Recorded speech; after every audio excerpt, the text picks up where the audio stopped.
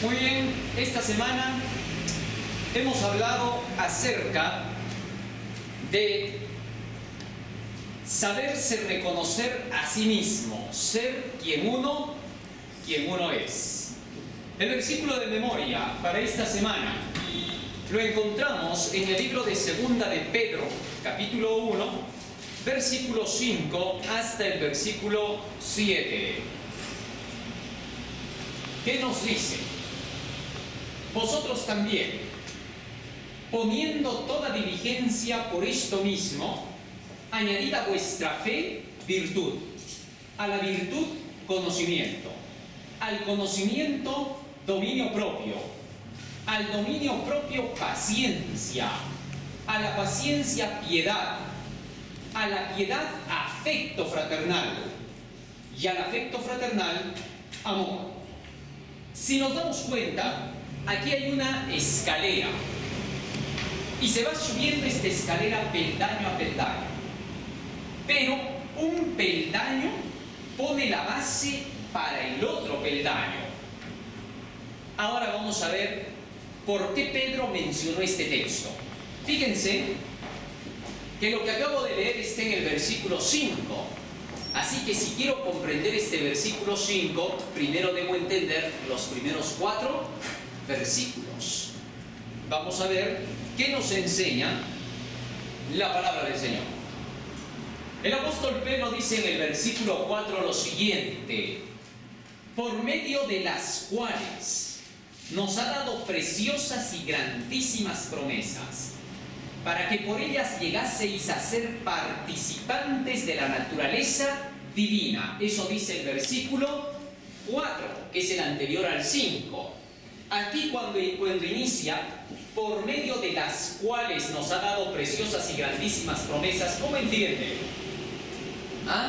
¿Cómo entiende? Por medio de las cuales, ¿a qué se está refiriendo? ¿A qué cuales? Eso significa que en el versículo 3 debe haber alguna explicación, o en el versículo 2, o en el versículo 1. Así que teniendo en cuenta esto de entrada, para el estudio de lo que Pedro nos quiere mostrar, de cómo es que con esta escalera se puede llegar hasta el nivel de Jesucristo, porque cuando dice acá, al afecto fraternal hay que añadirle el amor viene a ser el máximo peldaño, el más alto de todos en esta escalera. Y el amor representa a Jesús. Ahora bien, llegar a ser como Cristo, en otras palabras. Y ahora leemos los versículos desde el 1 hasta el 7, hasta el 5, que es lo que nos interesa. Dice: Simón Pedro, siervo y apóstol de Jesucristo, a los que habéis alcanzado por la justicia de nuestro Dios y Salvador Jesucristo, una fe igualmente preciosa que la nuestra.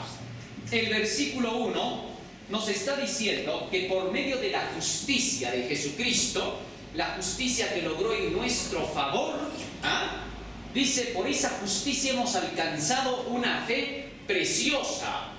Y es que para aceptar la parte de la justicia de Cristo, requerimos de la fe. Y todos los que han aceptado a Cristo como su Salvador, por haber oído el Evangelio de Dios, ya ejercieron esa fe, ya comenzaron a ejercerla.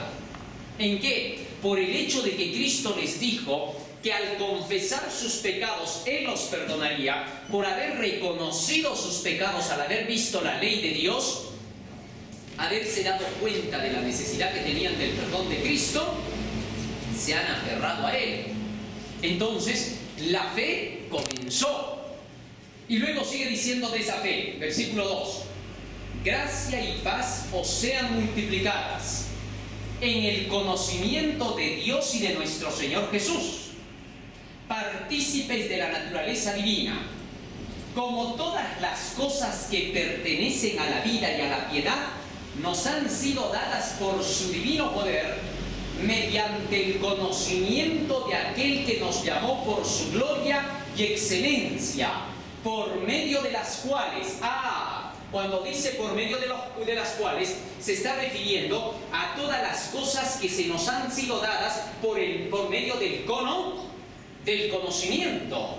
todo lo que nos llega por el conocimiento de la palabra, las promesas que Dios nos da, aquello que Él nos pide que tengamos que vivir en la nueva vida, todo eso, dice, por medio de todas esas enseñanzas, ya no le llamen cuáles, sino por las enseñanzas del conocimiento, por medio de esas enseñanzas, nos ha dado preciosas y grandísimas promesas para que por ellas llegaseis a ser participantes de la naturaleza divina.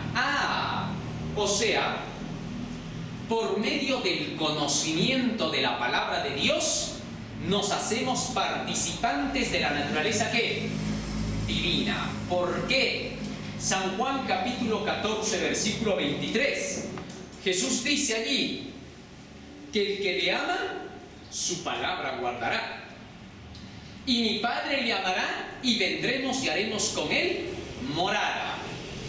Así que entonces, cuando recibimos la palabra de Cristo, las enseñanzas de las Escrituras, en realidad estamos recibiendo dentro de nosotros ¿a quién?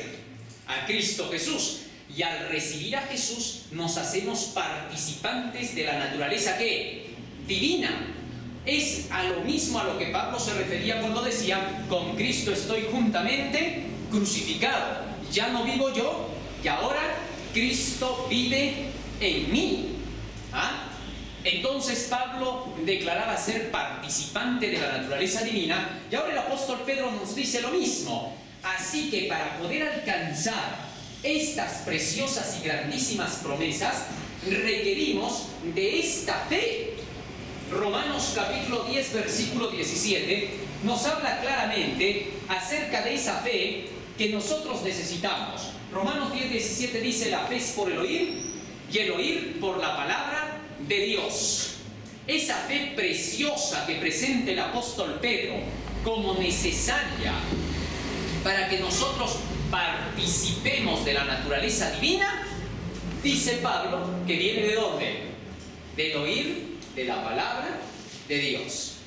Así que entonces, a medida que nos llenamos de esa palabra, nos estamos llenando de la preciosa fe que es indispensable para que participemos de la naturaleza divina. Muy bien, ahora retrocedemos un poco para terminar de leer esto. Por medio de las enseñanzas, ya alguien ha dicho que no le pongan cuáles, de las enseñanzas de su palabra, nos ha dado preciosas y grandísimas promesas para que por ellas llegaseis a ser participantes de la naturaleza divina, habiendo huido de la corrupción que hay en el mundo a causa de la concupiscencia. Fíjense ahora que dice que gracias a estas promesas preciosas, porque se le llama igual a la fe, ¿no? La fe igualmente preciosa, y aquí dice que las promesas son preciosas que vienen de las enseñanzas. Entonces dice: por medio de eso habéis huido de la corrupción que hay en el mundo a causa de la concupiscencia. Ahora, fíjense, ¿qué cosa es la concupiscencia? La concupiscencia es el deseo de la naturaleza pecaminosa, el deseo de la carne. Es eso que todos cargamos desde que venimos al mundo, la naturaleza pecaminosa y caída. Una naturaleza pecaminosa significa una naturaleza con posibilidades de ser tentada y caer en pecado. Hasta Jesús la cargó, porque en Romanos 8:3 dice que fue hecho en semejanza de carne de pecado. Y el espíritu de profecía, cuando habla de la naturaleza de Cristo, dice: cargó, tomó nuestra naturaleza pecaminosa para poder sentir en sí mismo la tentación y la posibilidad de poder ceder. Porque tentación no es tentación si no sientes un poderoso deseo de querer cometer la acción errónea. Entonces, en Jesús hubo lo mismo, pero no estamos hablando ahorita de la naturaleza de Cristo. Estamos hablando acerca de que todo esto, por más que lo carguemos como una debilidad, dice que llegará a tomar fuerza por medio de las enseñanzas de la palabra para soportar la corrupción que hay en el mundo. Cuando hablamos de la corrupción que hay en el mundo, nos estamos refiriendo a todo lo que Satanás ha inventado para la distracción del hombre. En este mundo nuestra misión es prepararnos para el mundo celestial, porque acá solo dice Pedro, estamos de extranjeros y peregrinos, solo estamos de pasadita. Y la prueba que pasamos en este mundo es para ver si estando de pasadita nos dedicamos a poder ayudar a los demás, a cultivar nuestro carácter. Las transacciones de la vida solamente son el medio para poder hacer que nuestro carácter sea cada vez más pulido. Entonces nuestra preocupación, nuestro centro mental está en vivir de acuerdo con las promesas de ese libro. Y si trabajamos, si estudiamos, si nos dedicamos a cualquier cosa, lo hacemos solo para la gloria de Dios, para que a través de eso podamos dar y testificar el carácter de Cristo en nuestras vidas. Nada más. Porque la vida real recién va a comenzar en la Nueva Jerusalén. Acá no. Cristo dijo, mi reino no es de este mundo. Así que Cristo no te promete para este mundo nada en cuanto a lo que te dice de lo celestial. Así que entonces, para que huyamos de la corrupción de este mundo, solo hay un camino: la preciosa fe que viene por el oír de la palabra de Dios. Ahora, cuando se habla de la fe, aquí ya tenemos un día completo, ¿no? El día domingo en la lección habló de la fe. Pero ¿de dónde viene la fe? ¿Cómo se produce la fe? ¿Y cómo funciona la fe? San Juan 14:29 Jesús dijo, os lo he dicho antes que suceda, para que cuando suceda, creáis. La fe es creer. Por el mismo acto de fe podemos creer una verdad o podemos creer una mentira. Pero hay una gran diferencia entre la fe que es por el oír de la palabra de Dios y la fe que nace del sentimiento personal. ¿Está claro? Entonces hay dos tipos de fe: la fe que de Dios viene como un don y la fe que yo puedo ejercer sobre una base errada. El católico tiene fe en su catolicismo, en sus ídolos, en sus imágenes, en sus procesiones, en sus penitencias. Las cree de veras, cree que a través de ellas puede alcanzar la salvación, a través de los sacramentos. Cree. Y es el mismo acto de creer que también ejercemos para las cosas de Dios, para las reales. Pero repito que hay una gran diferencia entre creer lo real y creer la mentira. La verdadera fe salvadora es la que viene del oír de la palabra de Dios. Así que entonces Dios me pone la fe que necesito para el cielo. Tal es así que no hay cristiano en la iglesia que pueda ser un cristiano genuino si no estudia la palabra de Dios. Nunca le crea a una persona que dice, yo creo en Dios, creo en este mensaje, pero soy flojo para leer la Biblia o el espíritu de profecía, yo no soy de mucha lectura. Entonces díganle a esa persona, como no te arrepientas, igualmente perecerás. Arrepentíos y creed en el Evangelio, decía el texto. O sea, tienes que creer en el Evangelio, pero para creer tienes que leer. ¿Qué cosa vas a creer si ni siquiera lo has leído? ¿De dónde te va a salir la creencia en eso? No podemos creer aquello que no existe, aquello en lo que ni siquiera tenemos una base para decir, por esto creo. No hay, la fe ciega no sirve acá. ¿Correcto? Muy bien. Entonces Cristo dijo, os lo he dicho antes que suceda. ¿Qué cosa es lo que ha dicho antes que suceda? Todo lo que está escrito ¿dónde? En su palabra. Ya sea en forma de profecías o ya sea en forma de promesas para nuestra vida. Cuando Dios dice, haz esto y te vendrá aquello, todo lo que el hombre sembrar, eso también cosechará, Gálatas 6:7. Cuando Jesús dice eso, nos está enseñando que a cada acción le sigue una reacción. El que siembra para el espíritu cosecha del espíritu vida, pero el que siembra para la carne cosecha desgracia y muerte para sí. Entonces hay que saber qué sembramos para que tengamos buena cosecha. Y es ahí donde viene, os lo he dicho antes que suceda. Cristo nos da las profecías, las advertencias antes que sucedan, para que cuando veamos todo eso, creamos. La fe va naciendo y va creciendo de acuerdo a cómo nos va llegando la comunicación de la verdad del Evangelio. Por ejemplo, tenemos el caso de Abraham, ¿correcto? A quien Dios lo llamó y le dijo así en el libro de Génesis capítulo 12. deja a toda tu parentela, deja a todos tus amigos y te vas a ir a la tierra que yo te mostraré. Es ser una invitación a dejar padre, madre, amigos, todo. Y el texto bíblico vuelve a repetirse, Mateo 10:37, el que ama padre o madre más que a mí, no es digno de mí. Ahora, cuando Jesús está diciendo esta parte, el que ama padre o madre más que a mí no es digno de mí, ¿a qué se está refiriendo? ¿A él como persona o a las enseñanzas que está brindando? Obviamente que a las enseñanzas que está brindando. Entonces dice, si tú realmente me amas, vas a demostrarlo cuando creas lo que yo te digo.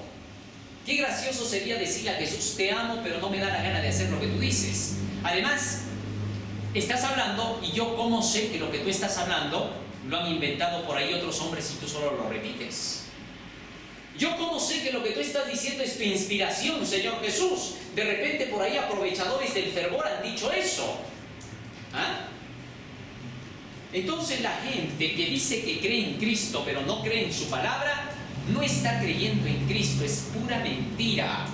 Simplemente está ilusionado con un personaje llamado Jesús. ¿Alguien de ustedes ha visto a Jesús? Nadie. ¿Alguien de ustedes ha conversado en persona con Jesús? Nadie. Porque si dice que ha conversado en persona con Jesús, miente. ¿Y por qué miente? Porque Cristo dijo que nadie lo vería hasta que salga como el relámpago del oriente hacia el occidente. Solo los profetas lograron verlo en visión.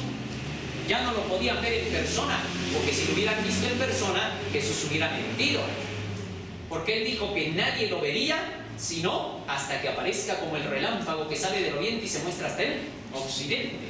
De ahí que entonces, como no hemos visto a Cristo, ¿cómo podríamos predicar diciendo, cree en Cristo, cree en Jesús, Él es el más bueno de la tierra, Él te va a ayudar que por ahí? ¿Cómo puedes hablar de Él si tú no sabes nada de Él, si solamente te lo imaginas porque alguien te contó sobre Él de una forma muy superficial? Solo se puede hablar de Cristo cuando tú lees la Biblia, porque recién allí encuentras a Jesucristo.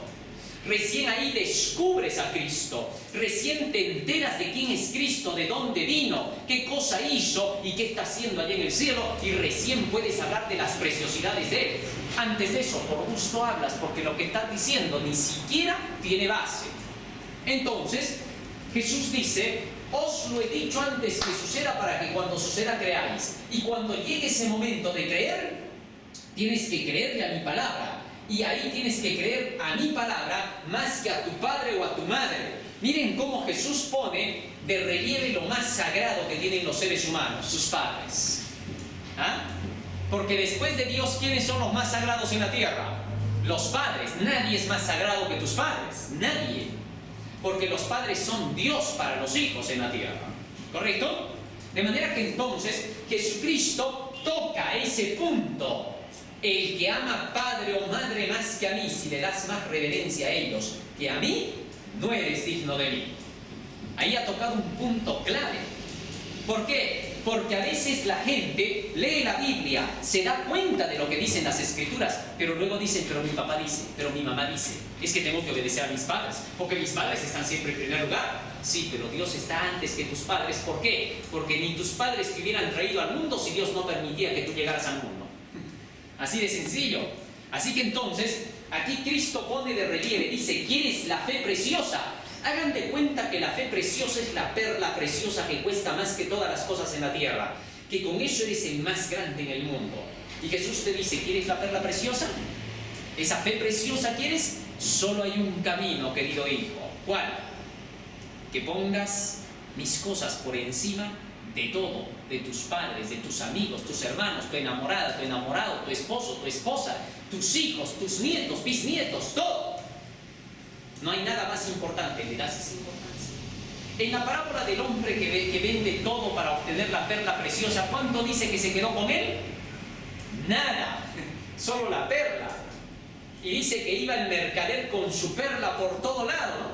No le importaba, vendió casa, vendió palacio, todo lo que poseía. ¿Por qué? Por la perla preciosa. Entonces de ahí saquemos conclusión.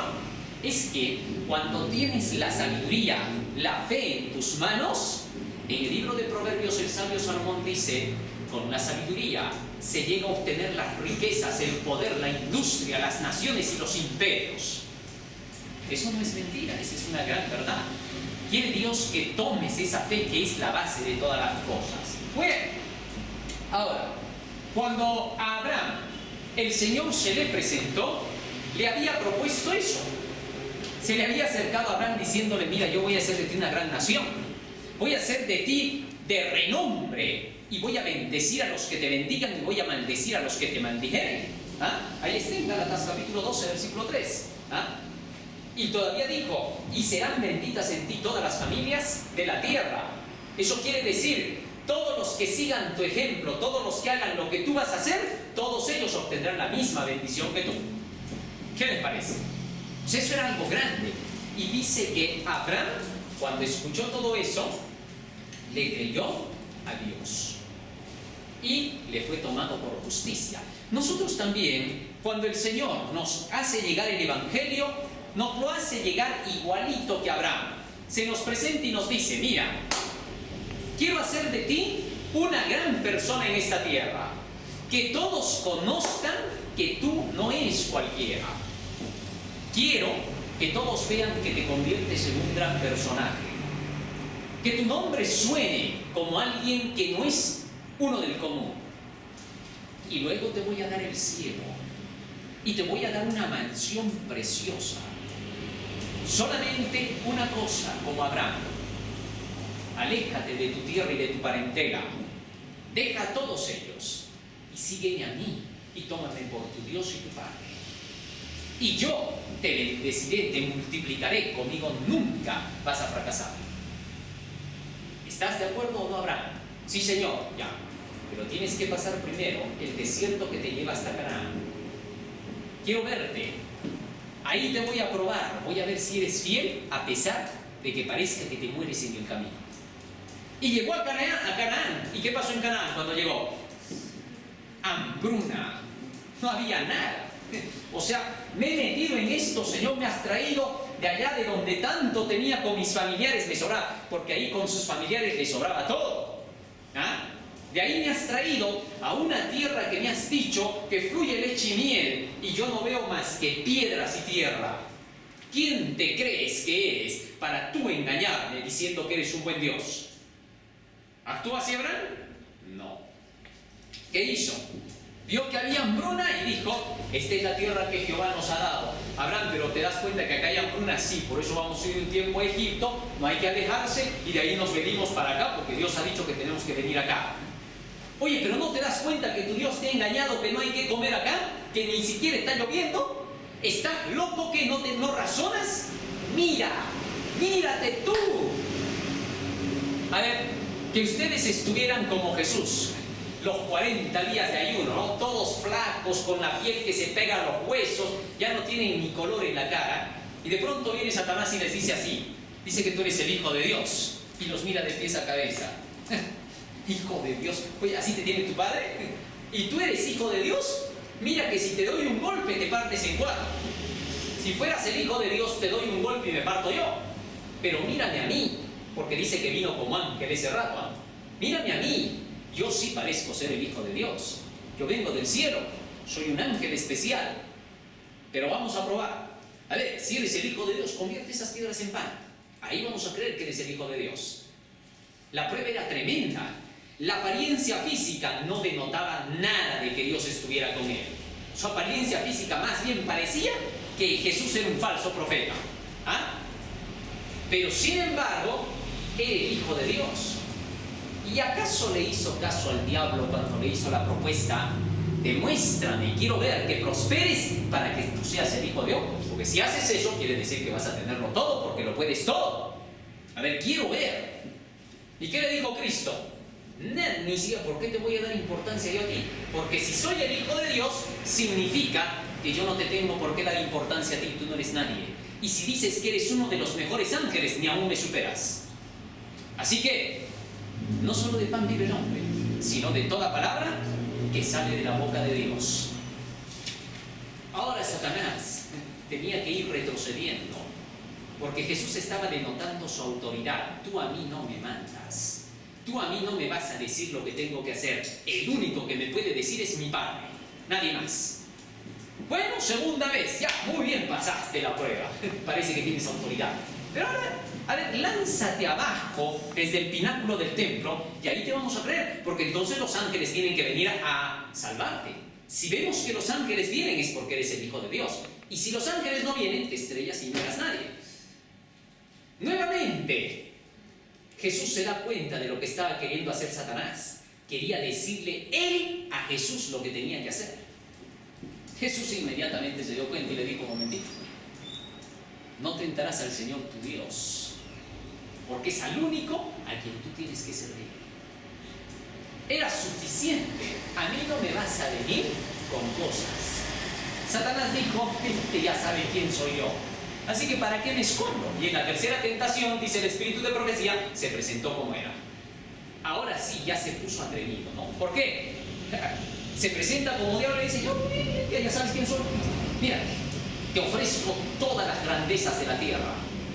Ya no va a haber cruz, ¿qué te parece? Todos se te van a mostrar. Ya no te van a decir: ahí viene el maestrillo este. Ahora van a decir: ahí viene el gran rabí. Anás, imagínatelo, Anás, diciendo: por favor, respeten al rabí. ¿Qué pasa? Que se siente en mi lugar. Siéntate ahí, Mesías, que yo me voy a sentar aquí en el suelito. Mira lo que va a hacer por ti. ¿Qué te parece? Te quito la cruz. Ya no hay cruz en tu camino. Oiga, la tentación era fuerte. Jesús sabía lo que le esperaba, sabía la humillación por la que iba a pasar, pero ahora el diablo le decía: ya no tienes que pasarla. Lo quería hacer avergonzar de la cruz. Esas tentaciones denotan todo lo que tenemos que pasar, ¿ah? Pero ahora, por sobre todo eso, se nos dice: si te has entregado a Cristo, si por el conocimiento de la palabra del Señor, por las promesas de Dios tú vives, ahora eres nueva criatura. ¿En quién? En Cristo. Dice: de modo que si alguno está en Cristo. Por favor, acá cambien esto. Pónganle lo que ya acabamos de descubrir. De modo que si alguno tiene la fe preciosa, pónganle así. Eso es estar en Cristo, en el conocimiento de la palabra. Si alguno tiene la fe preciosa, está en Cristo, es una nueva criatura. Es decir, comenzó todo otra vez. Todo lo que tú conocías, todo lo que tú eras, se quedó en el pasado. Ya no existe. Ya no vivas de tu pasado. Hay gente que se queja del pasado. Es que mi pasado fue así, fue asá, todo esto me sucedió. Esto no puede ser. ¿Por qué me ha pasado eso a mí? Porque le puede pasar a todos. Porque te le puede pasar a cualquiera, por eso te pasó a ti. Pero si les preguntas a los demás qué les pasó, todos te dirían que han pasado. ¿Ah? Nadie va a decir: a mí nunca me pasó nada. A todos les ha pasado algo. Algo ha ocurrido dentro de sus vidas. ¿Correcto? Todos se quejarían, pues. Ya nadie obedecería a Dios, porque todos tendrían un pretexto diciendo: por esto no quiero obedecer a Dios. No existe, no hay. En una ocasión, alguien me contaba por ahí, me decía: ¿cómo puede ser, hermano? Mire, cuando yo era pequeña me abandonaron, me dejaron solo. Encima todavía, ahora mi esposo me ha dejado, mis hijos no me quieren. ¿Qué cosa es esto? Decía, ¿no? Se quejaba declarando que la vida con ella había sido de la peor clase. Y entonces yo le decía: si yo te contara la vida de otras personas, verías que varias personas han pasado por el mismo proceso que tú. Tú no eres la excepción, no eres la una en 1.000.000. Pero todos han pasado de todo. Y a todos se les dice que tienen que empezar una nueva ¿qué? Una nueva vida. Las cosas viejas pasaron, he aquí que todas son hechas ¿qué? Nuevas. Cuando hablamos de la fe preciosa, del conocimiento de la palabra del Señor, entiéndase, estamos hablando de cosas nuevas que vas a empezar en tu vida, de otras cosas que van a ocurrir en tu vida, pero esta vez por causa de seguir esta verdad, que va a ser distinto. Muy bien. Ahora, todo eso logra la fe preciosa en nosotros. Cristo dice: sobre la base de esta fe, de conocer el Evangelio, de conocer la palabra de Dios, al que venciere le daré que se siente conmigo en mi trono, así como yo he vencido y me he sentado con mi Padre en su trono. Se nos habla de una victoria, se nos habla de vencer. ¿Vencer en qué? En eso que vas conociendo, que vas descubriendo que es la verdad. Cuando nosotros seguimos por ese terreno y alcanzamos a ser vencedores, Él nos dice que así como Él se sentó en el trono de su Padre, así también nosotros podremos sentarnos en el trono de Jesucristo. ¿Correcto? Ahora, el apóstol Pablo, cuando dice que la fe es por el oír de la palabra de Dios, va en consonancia con lo que dice Primera de Juan 5:4. El apóstol Juan dice: esta es la victoria que vence al mundo, nuestra fe. Y Pablo dice que la fe es por el oír de la palabra de Dios. Y luego Cristo dice: al que venciere, le daré que se siente conmigo en mi trono. Lo que significa que si queremos vencer en este mundo, necesitamos ¿de qué? De la fe. Es la fe que vence al mundo. Nos llenamos de la palabra y esa palabra nos da las enseñanzas que nos van a dar la victoria. Así es como se cumple la fe que vence al mundo. Ahora, sobre toda esa base, el apóstol Pablo nos da un texto clave.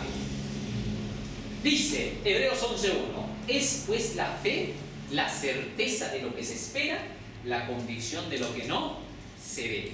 Ahora fíjense, hace un momento hemos dicho que la fe es por el oír de la palabra de Dios.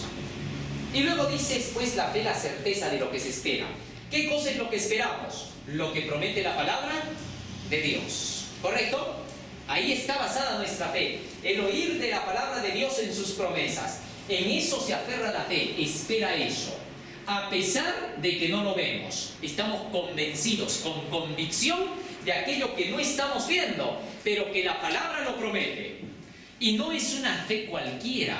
Lo que pasa es que cuando vemos las profecías de la Biblia, de pronto la profecía nos dice, se levantará Roma otra vez, se unirá con los Estados Unidos protestantes y juntos sacarán la ley dominical. Ahora bien, en estos últimos años hemos visto que el papado ha vuelto a resurgir, se ha recorrido el mundo entero. Se ve que el protestantismo se ha dado la mano con el papado, están trabajando unidos. Y el resultado es que se viene la ley dominical y que ya se oyen voces desde años atrás. ¿Correcto? Ahora, nadie ha visto todavía una ley dominical mundial. ¿Por qué tanto hablamos sobre ella? ¿Por qué los adventistas hablan tanto de la ley dominical? Porque ese es su centro de predicación, el sábado y el domingo. Es la piedra de toque. Jesús no existe dentro de la iglesia si no existe el sábado. ¿Por qué? Porque Cristo es la representación del reposo. Él nos dio reposo de nuestros pecados. Es la representación viva del sábado. Así que entonces, siendo así como adventistas, exaltamos el sábado para exaltarlo a Jesucristo, para que se note que Él es nuestro reposo. Tal es así que entonces, cuando nosotros vemos que ya se han unido el papado y el protestantismo, que ya trabajan juntos, predican igual, los dos no hablan acerca de los eventos finales porque ellos están incluidos ahí. ¿Se imaginan? ¿Alguna vez se han puesto a pensar que el Papa predique el tercer ángel? Y eso que está en la Biblia, ahí está en la Biblia.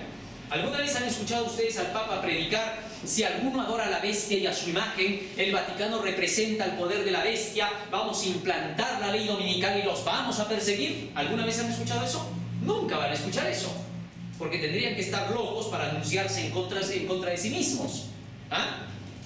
Los evangélicos nunca van a predicar acerca de la bestia y de su imagen, porque tendrían que decir que ellos representan a la segunda bestia y que van a implantar la marca de la bestia. Sería tonto y absurdo. Así que nadie que no acepte la verdad del sábado podría proclamar ese mensaje. Y por eso el pueblo de Dios lo tiene que anunciar.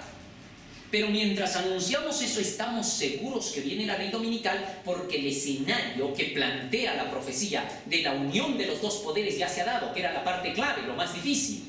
Ahora lo más sencillo es que los dos defiendan la misma doctrina que tienen, el asunto del domingo. Así se cumple que la fe es la certeza de lo que esperamos, de lo que se viene, la ley dominical, a pesar de que no lo vemos, convencidos de que no lo vemos, pero sobre la base de las enseñanzas proféticas.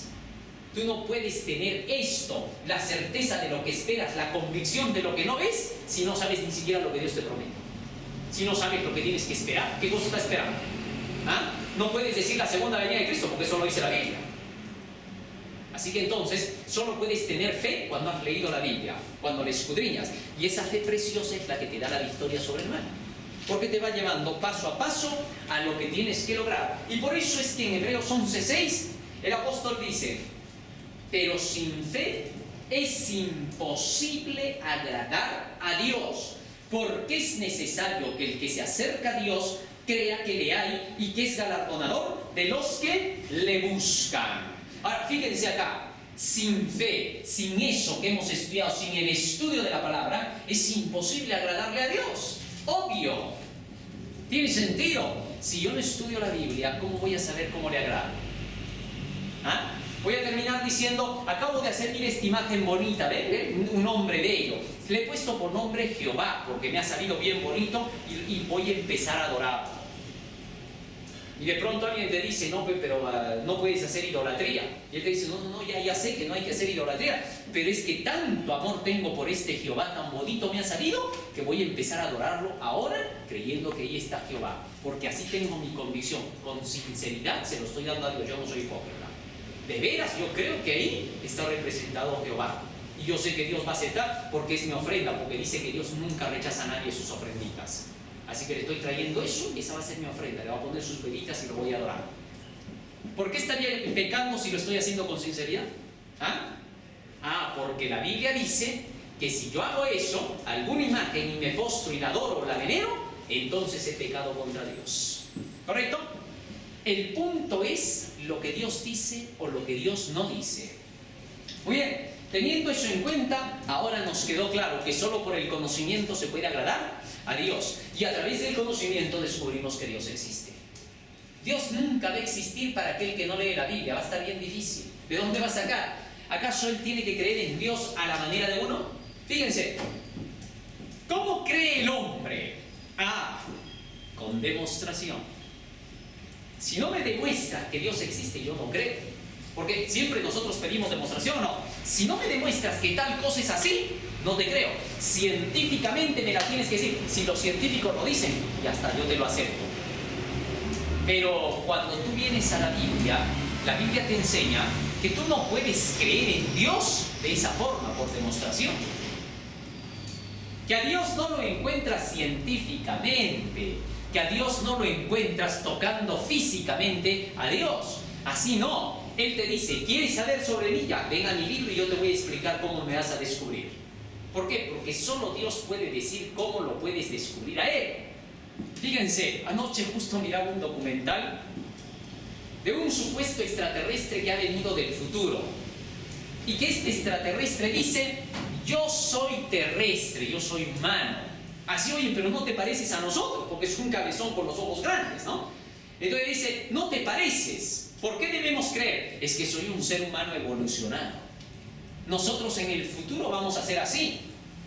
Y entonces el que la está entrevistando le dice, oye, ¿y existe Dios? ¿Ya lo han encontrado ustedes allá en el futuro?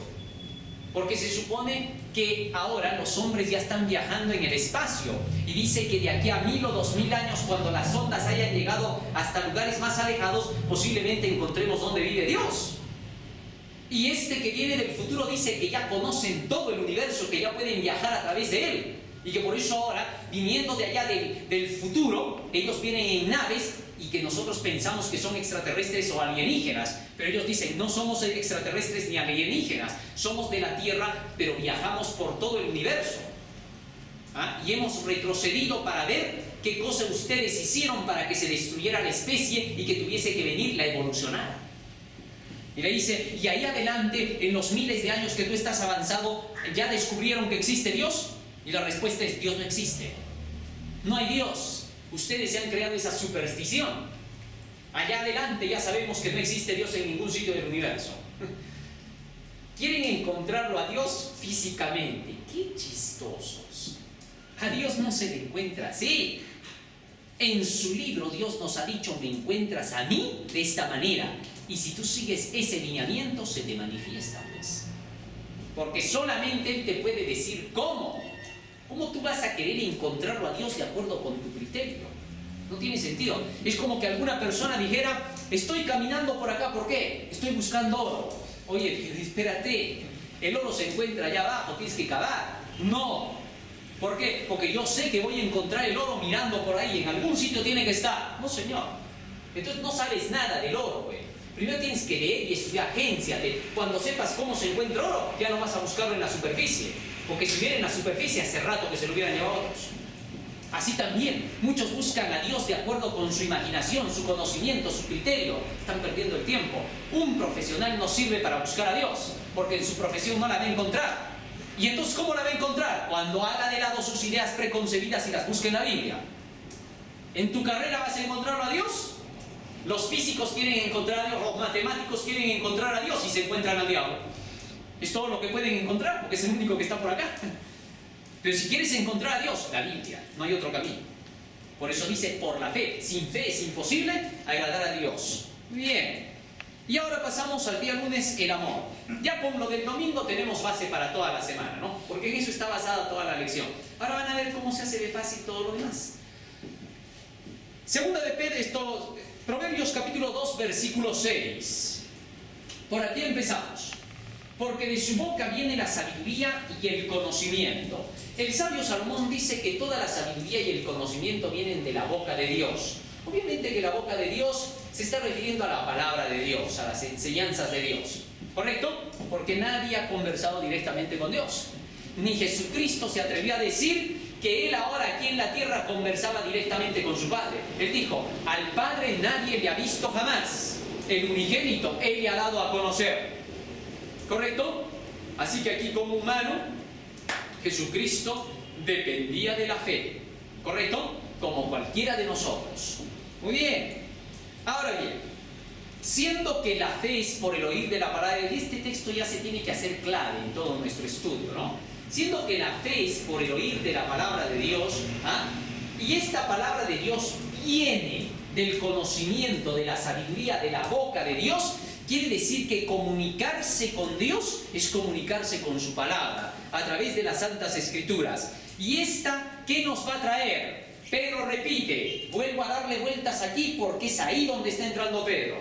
Por medio de esa palabra nos ha dado preciosas y grandísimas promesas para que por ellas llegaseis a ser participantes de la naturaleza divina. Y aquí es donde ya vamos a entrar con la palabrita amor.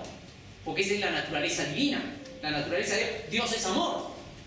Y entonces continúa diciendo, habiendo huido de la corrupción que hay en el mundo a causa de la concupiscencia. Y ahora, fíjense cómo Pedro nos va a llevar para llegar hasta esto. Dice, vosotros también, después de que dice esto, recibiendo la palabra, para poder participar de la naturaleza divina, sobre esa base, vosotros también, poniendo toda diligencia por esto mismo, añadid a vuestra fe, es decir, a este conocimiento que ya habéis recibido del Evangelio. Añádanle a ese conocimiento del Evangelio, de haber recibido la palabra, virtud. ¿Qué cosa es la virtud? En un momento lo vamos a ver. Ya la virtud, añádanle conocimiento. Ya al conocimiento, añádanle dominio propio. Y al dominio propio, añádanle paciencia. Y a la paciencia, piedad. Y a la piedad, afecto fraternal. Y al afecto fraternal, ¿qué cosa? Amor. El punto clave. Ahora necesito saber qué cosa es el amor. Fíjense, el amor tal cual lo entendemos. ¿Qué cosa es amor según el mundo? Julieta es amor. Ese es el amor según el mundo. Es lo primero que pasa por la cabeza. Se olvidaron de que amor se estaba refiriendo a cosas superiores. Y que sobre ese que Julieta es un punto nada más. No era todo. Hay algunos que viven para Julieta y dan la vida por Julieta, ¿no? Y hasta perderían el cielo por Julieta. He conocido a personas que dicen, no, me voy de esta iglesia. ¿Por qué? ¿Qué ha pasado? ¿Has encontrado una doctrina falsa? No. ¿Has visto la tumba de Dios? Tampoco. Entonces, ¿por qué vas a dudar? Porque el fulanito o la fulanita me engañó. Me sacaron la vuelta acá en la iglesia, por eso me voy. Por eso te vas a ir. ¿Qué es esto? No quiero ir al hospital para que me curen el brazo. ¿Por qué? Mi enamorada ha terminado conmigo. Oye, te vas a desangrar, vas a morir. Que ya me quede en esta vida. ¿Cómo que ya te queda? ¿De qué estás hablando? Oye, pon la cabeza en su lugar. Eso es lo que le vamos a decir. ¿Quién perdería el cielo por un enamorado, un marido, una mujer? Por favor, es demasiado pobre para perder por ellos el cielo. ¿Qué cosa es? Nada. Nada, absolutamente nada. ¿Por qué? Porque la vida eterna está por encima de todas las cosas. Cristo es más precioso que tu enamorada, tu enamorado, tu tío, tu tía, tu abuelo, tu abuela, tu padre, tu madre. El que ama padre o madre más que a mí no es digno de mí. ¿Está claro? Si perdemos el cielo, que sea por algo más grande que el cielo, no por algo menos que lo que ofrece el cielo. Eso es lo que tenemos que entender de las palabras de la Biblia. Tal vez así que entonces, amor debe significar algo más profundo. Si tú quieres entender todo eso, tienes que analizar cada una de estas palabras. Pero no vas a buscar pues el diccionario. Busca la Biblia, que ella te explique, porque solo puedes entender esto en el contexto de ella misma. ¿A qué le llama virtud, conocimiento, dominio propio? ¿A qué? ¿Sobre qué base se está hablando? Para que podamos llegar al punto del amor. Y ahora, miren lo que dice el espíritu de profecía sobre esa escalerita, porque esa escalera es la clave. Por esa escalera que representa a Cristo con la escalera que soñó Jacob, es la misma. Esa escalera es por la que subes y llegas hasta el amor, hasta Dios. Dios es amor.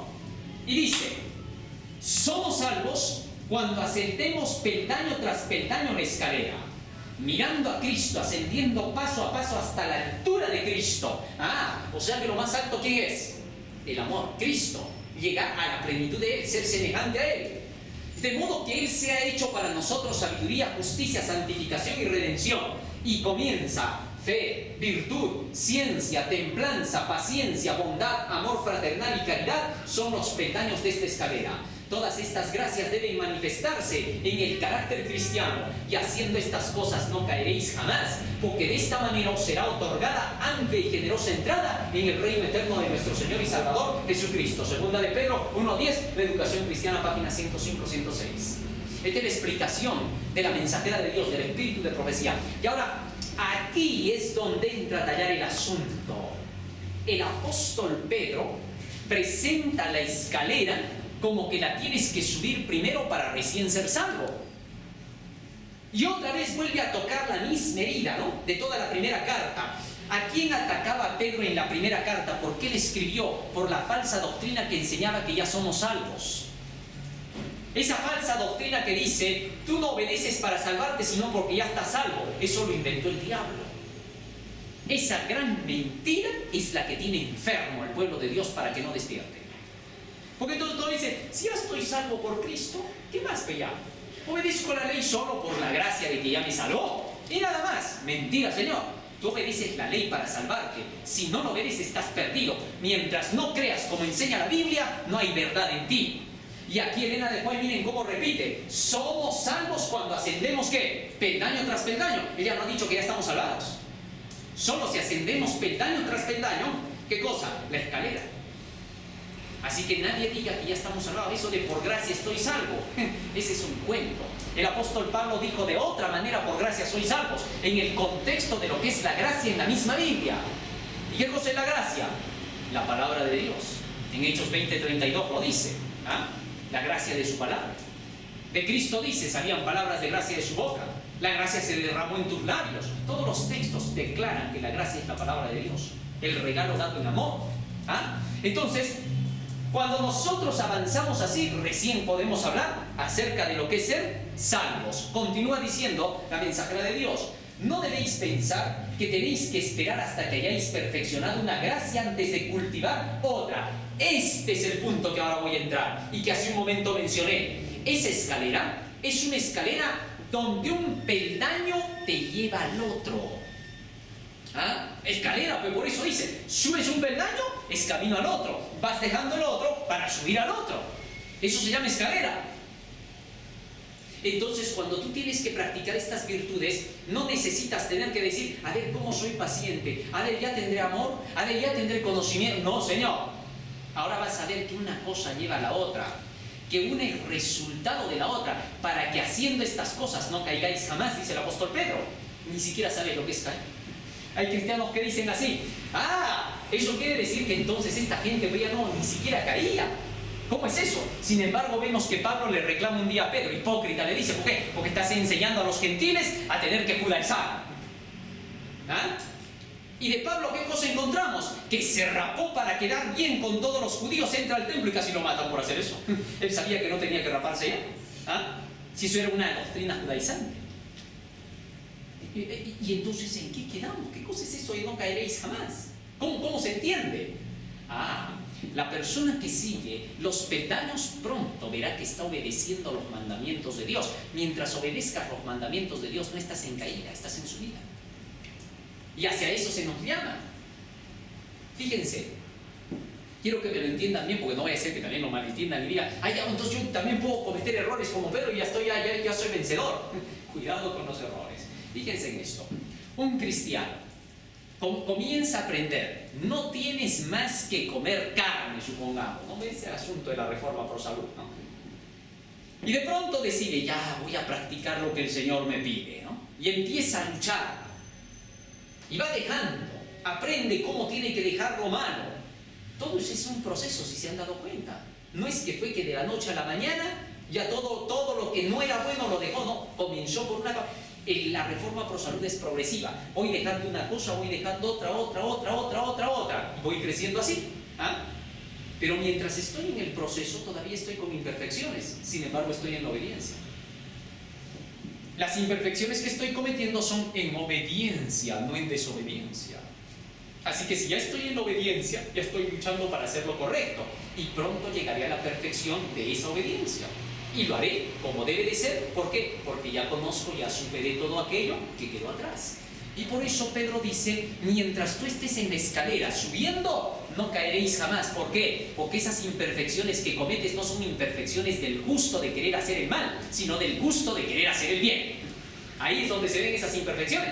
Hay mucha diferencia en que cometas imperfecciones en tu intento por hacerlo mejor, a que las cometas en tu negligencia. Vas a hacerme este trabajo, ya que copia todo esto, ya. Y ¡bum! Por ahí me equivoco. Ahí está. Aquí hay un error. A ver, ya lo vamos a corregir. ¿Por qué? Te equivocaste, pero porque querías hacerlo mejor. Nadie te va a juzgar por eso. Al contrario, te va a decir, corrígelo rápido. Ya, no te preocupes, yo lo corrijo. Pero si por negligente lo has hecho, ya, error, ¿qué le va a hacer? Oye, ya, pasa, no más eso. No, esto no te voy a decir. Bueno, no me vas a hacer trabajar con gusto, ya, paga. No te voy a pagar, pero has hecho mal. ¿Cómo es entonces? Ya, a ver. Es que ese es negligente. Quiere defender lo mal que ha hecho. Eso Dios nunca lo aceptará. Pero en cambio el otro reconoce, ya, no te preocupes, lo corregimos. Está queriendo hacer lo correcto. ¿Está claro?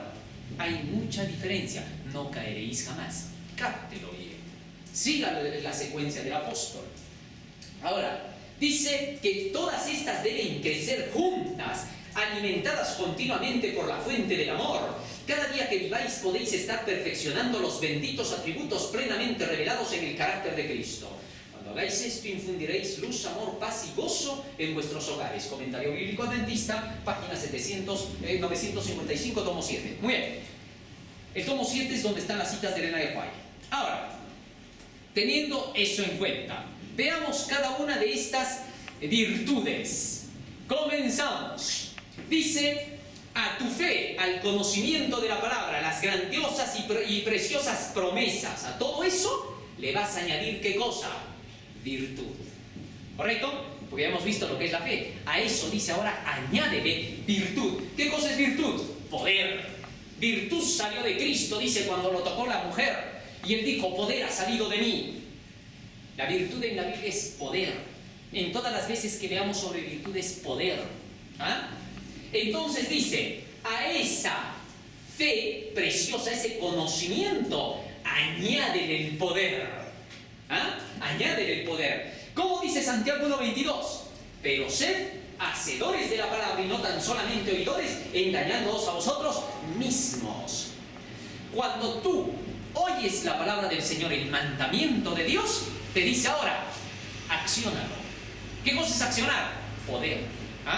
Fíjense en esto. Dios me dice, ya no tomes más licor, hijito, porque te hace daño. Muy bien. Y de pronto vienen mis amigos, ahí está tu botella, hoy día te la vamos a regalar. Nunca me regalan, pero esta vez me van a regalar, ¿no? Así tienta Satanás, pues, ¿no?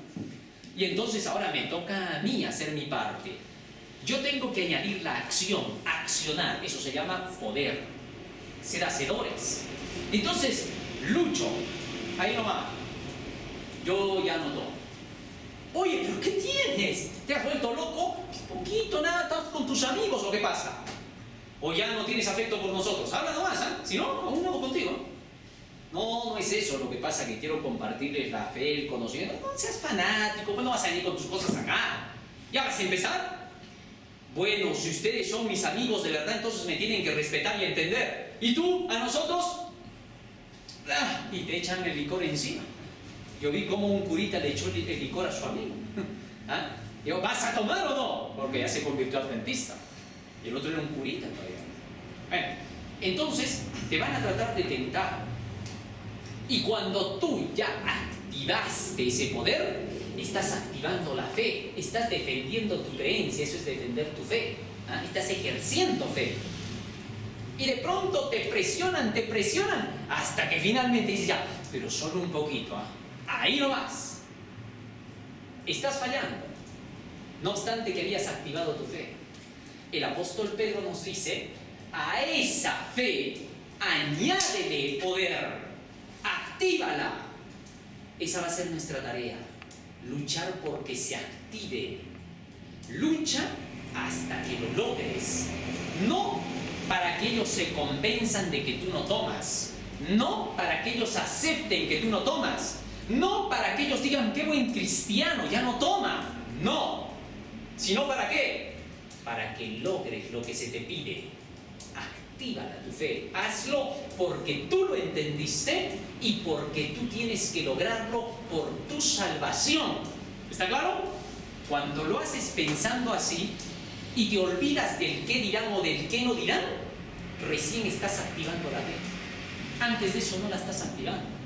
Porque si solo lo haces por quedar bien con los demás, si solo lo haces porque las circunstancias son favorables, si solo lo haces porque el pastor te está mirando desde más allá a ver si vas a tomar, entonces tú no estás ejerciendo fe. Activar la fe es que tú lo hagas desde tu pensamiento sobre la base de la escalera que tienes que subir. Solo mira tu escalera, mira que la tienes que subir y lucha como que la tienes que subir. Porque si no haces eso, los que te vean de alrededor, que te ven que fallas, toditos se van a decir, no, hermano, has hecho quedar mal al evangelio, ¿cómo va a ser? Sí, pero es que yo no quería, no puedes, tú no puedes, todos podemos, ¿cómo vas a poder tú? No te van a ayudar en nada. Porque diciéndote eso te hunden más. Eso no te ayuda en lo mínimo. Lo que te va a ayudar es que tú pienses y digas, tengo que subir esos peldaños. Esa lucha te hace orar, te hace suplicar y recién te hace vencedor. Por eso la victoria es individual, no es grupal. Todos pueden orar por ti, pero eres tú el que tiene que vencer, no ellos. ¿Correcto? Está en ti. Muy bien. Entonces, ahí entra a tallar la activación, el poder. Y a ese poder tienes que añadirle el conocimiento. ¿Otra vez? ¿A qué conocimiento entonces se está refiriendo? Y ahora, si ya en la fe estaba el conocimiento, luego viene el poder, otra vez conocimiento. ¿Qué está hablando Pedro? Ah, no. Lo que pasa es que cuando tú leíste, supongamos, no tomarás más licor, porque si no, los borrachos no entrarán en el reino de los cielos. Muy bien. Tú dejas de tomar, luchas por hacerlo. Pero al principio has dejado solamente eso como un niño. Porque al niño se le dice, no toques eso, no hagas aquello, esto sí, eso hijito no, eso está mal. El niño te va a creer porque tú eres su papá. Va a tener que entender porque tú se lo estás diciendo. Y se va a formar sobre esas bases. Pero cuando llegue a los 15 te va a decir, ¿por qué no puedo tocar? No, porque eso es malo. ¿Quién dice? Todo es pecado para ti. Ya me tienes hinchado ahí con tu iglesia. Todo es pecado. No puedes. ¿Qué puedo entonces? Me voy de la casa. Eso es lo que puedo. ¿Ah? Entonces, ¿qué cosa es lo que va a suceder? Que llegue una etapa donde ahora disiernes y quieres una explicación. Quieres saber por qué lo haces. Cuando Cristo te dice que no tomes, no te ha dicho que no tomes simple y llanamente porque no le da la gana a Él de que no tomes. Porque tú lo primero que le vas a discutir, ¿y para qué creaste las uvas? Pues si no querías que hagamos vino. Le vas a reclamar. Pero resulta que el que creó te va a decir, porque las creé, te digo que te las comas como uvas. Porque si las maceras, mira lo que produces. Por un efecto químico produces esto. Y eso dentro de tu cuerpo te produce eso. ¿Quieres eso, Tito? No hay problema. Si quieres nos despedimos ahorita. No, Señor, yo quiero vivir. Entonces sigue lo que yo te digo. ¿Entiendes recién? O sea, a ese poder búscale el conocimiento. Y ahí entra a tallar lo que dice Filipenses, ¿no? ¿Cómo es que nosotros tenemos que actuar? Capítulo 2, versículo 13. ¿Ah? Dice, Dios sobre nosotros el querer como Él hacer por su buena voluntad. O sea, no lo obramos nosotros. Dios obra, nos da la enseñanza, nos da el conocimiento, y ese conocimiento obra en nosotros el querer como el hacer. Por el conocimiento de Dios se nos dice qué cosa quiere, y en el conocimiento de Dios, en la misma palabra, se nos dice cómo se hace. Nos da las razones. Quiere decir que cuando tú vas creciendo como cristiano, no obedezcas ya solo porque te lo dijeron. Obedece porque entendiste por qué se obedece. Entonces podrás dar respuesta a los que pregunten de ti. Varias veces te dicen, ¿y tú por qué no escuchas música? ¿Qué tiene de malo? No, pero un poquito de música, ni que te vaya a malograr el cerebro. ¿Por qué te dicen eso? Porque ya no tienen malogrado el cerebro ellos. Ya no se dan cuenta. Entonces es imposible. El que ya escucha, el que está lleno de música, ¿cómo te va a decir, pues, jamás que no hay que escuchar? Imposible, si ya está dañado su cerebro. Entonces, cuando él deje eso, su cerebro otra vez se regula. ¿Por qué no ven que esté excitado el cerebro de estar escuchando la música todos los días? Entonces, es natural que el otro se defienda, pero cuando tú comprendes ya tienes una respuesta. No, tú dices, porque mucho de esa música es puro error, es un control mental, porque tú investigaste, porque tú lo buscaste. Tú como cristiano debes investigar. Cuando acá se te dice la música no es música en realidad, sino control mental, porque son codificaciones de notas musicales, entonces tú debes ir a investigar y averiguar. Cuando tienes esa convicción propia por tu investigación, al poder le has añadido ¿qué cosa? Conocimiento. Y por solo hacer eso, has obtenido la siguiente gracia. ¿Cuál? El dominio propio. Porque solo hay dominio propio cuando hay conocimiento de por qué haces lo que haces. ¿Está claro? ¿Por qué no agarras, por ejemplo, tu computadora, tu laptop, ¿no? Ahí hay una laptop. ¿Por qué no la agarramos un ratito y empezamos a jugar fútbol con ella? ¿Qué les parece? ¿Por qué no lo hacemos? ¿Qué nos hace controlar de no agarrar la laptop y empezarla a patear? Bien podríamos hacerlo. Para un futbolista fanático, todo agarra, todo patea. Una naranja ya la está pateando. Puede agarrar su laptop y hacer lo mismo. ¿Por qué no lo hace? Porque sabe que si lo hace va a malograr el aparato. Entonces el dominio propio va a ejercerse sobre tu conocimiento. No existe dominio propio sin conocimiento. ¿Acaso es esfuerzo mental el dominio propio? Cuando ves a la persona que dice, dominio propio, hay que hacerlo, no, se pone ahí, tensiona en el pobre cerebro y pueden acabar ahí nomás. No te ha pedido Dios. La salvación no es por la angustia, es por la fe. Y la fe es por el oír de la palabra de Dios, por conocimiento. Cuando una persona ve un superior, de pronto estás ahí jugando con todos, con el capitán, con el mayor y viene el general. Toditos, ¿no? Al instante. ¿Por qué? Aparece el general y solo mira, ¿no? Buenos días, señor. Y a todito lo mira. Tú, vaya para allá. Y todos tienen que obedecer. ¿Por qué obedecen? Y puede que el general sea de este tamaño y los otros sean tremendazos. Y ni bien lo ven al general así chiquito, que bien lo podrían golpear. Firmes todos. ¿Por qué? ¿Y qué se basa el dominio propio del servicio ahí? En el superior, el más sabio. El otro tiene galones. Entonces quiere decir que este vale. Y si lo toco, aquí acabo. Tengo que respetar. Entonces el dominio propio solo viene cuando alguien es más sabio que tú. Porque te enseña y te dice, por esto no tienes que hacerlo. Y aprendes a no hacerlo. ¿Está claro? Ahora, para que tú puedas tener ese dominio propio, entiende, Dios obra en nosotros el querer como el hacer por su buena voluntad. Y allí nos dice el apóstol Pablo, cuando escribe a Timoteo, 2 Timoteo 1:7, porque no nos ha dado Dios espíritu de cobardía, sino de poder, de amor y de dominio propio. Así que cuando no aplicas conocimiento para lograr el dominio propio, solo tienes cobardía. Eso somos por naturaleza nosotros. Oye, vamos a la iglesia, mira, dice que van a dar una charla. Te voy a aburrir. ¿Quién dice eso? El cobarde. En cambio, el que no es cobarde, ¿dónde es? A ver, iremos, escucharemos, a ver de qué se trata. ¿Qué acaso vas a perder? ¿Te van a cortar la cabeza por ir a oír? ¿Qué vas a perder? No hay nada. Lo que pasa es que el cobarde dice, no, porque seguramente van a decir cosas que no me van a gustar y yo voy a tener que dejarlas. Y yo no quiero dejar nada, yo quiero seguir con lo mío. Entonces aquí dice, Dios te ha dado espíritu de dominio propio. La palabra es el dominio propio. Llénate de la palabra. Y al hacer lo que te va diciendo la palabra, tu dominio propio se ejerce. Tu fuerza de voluntad funciona porque la pones de parte de la inteligencia. Bien. Y dice a eso tienes que añadirle la paciencia. Ahora, la paciencia pues no es lo que tú y yo imaginamos. ¿Qué cosa es ser paciente? Taimado. Ya. Se va a caer el mundo. Ya. Ya viene el fin de todas las cosas. Va a salir la ley dominical. Ya sabemos, todo es amor. A eso le llamamos paciencia, ¿no? Esa es nuestra imaginación. Eso no es la verdad. La paciencia es otra cosa.